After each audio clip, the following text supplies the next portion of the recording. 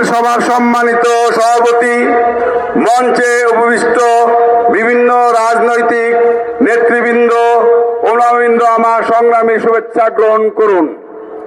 আমি 1 মিনিটের মধ্যে বক্তব্যটা শেষ করব। সাল 1991 কি 92, তখন আমরা কিছু সামরিক বাহিনীর অফিসার পেয়েছিলাম। তারা কারা? তারা ছিল কর্নেল রশিদ। তারা কারা? তারা ছিল কর্নেল শাহরিয়ার রশিদ খান।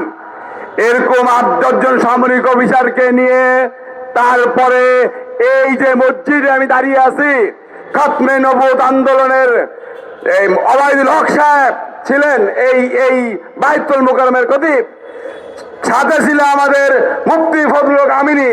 এখন যারা নতুন প্রজন্ম হয়তো ইতিহাসটা জানেন না, যারা পুরান প্রজন্ম শোনেন, তার সাথে ছিলেন আল্লামা আজিজুল হক মোহাম্মদপুরের।